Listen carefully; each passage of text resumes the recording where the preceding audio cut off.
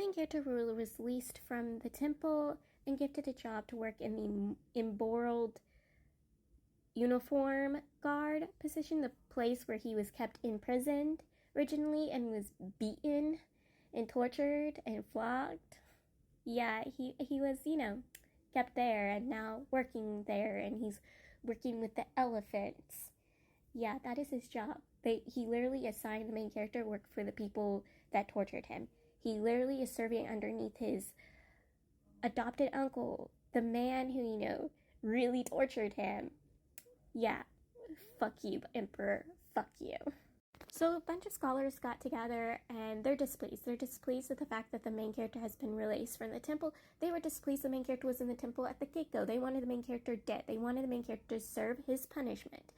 A punishment, again, that's not his, but his father's, because everyone believes the main character's bio father is a traitor to their country, even though, again, even after 5 years, they still have no actual real proof that his father, his bio father, was a traitor. Just because of the actions his father committed while serving in the military, they're like, oh, he definitely, is a traitor, even though there's still no actual evidence. This is just theories. Yeah, all these scholars want the main character dead. So they even go, a group of them, a bunch of them, like an entire basically military of them goes and starts a strike stating that they will stay there, refuse to eat, refuse to sleep until they, have the main character serve his punishment. And the male lead gets there and is like, all of you fuckers, leave. You realize you're committing the acts of traitors if your asses don't leave. But he knows he can't harm any of them because these scholars are important for the future of their country. So he can't really harm them because harming them is like harming the emperor. But they're also literally spouting acts of traitors. So it's a situation that's messy. So the main character's adopted uncle and the director of Right, gets involved and they get them all moved away from the situation. But doesn't mean they don't lay hands upon the director of Right. It's a mess. And the main character's there too, just watching from the sidelines. And the male lead is like, I'm suspicious of you. Are you involved in this? Did you set this thing up? And the main character's like, you don't have proof. You don't have proof I did. And the male lead's like, I'm watching you. I'm watching you. Which later I think the main character, the grand mentor and his adoptive father reveals that they were involved. I'm not very sure, but I think they do reveal later that they were involved. Both main character and male lead was invited by the prince that the male lead's protecting to have dinner with him and several other people. Unnoticed, the other one was invited too. And when they arrive, they also realize another person has been invited. This person is the new grand godson to the director of Right and the godson to the main character's adopted uncle. The same two men who repeatedly have gone after the main character, and Malid even gone after the prince. He's been invited.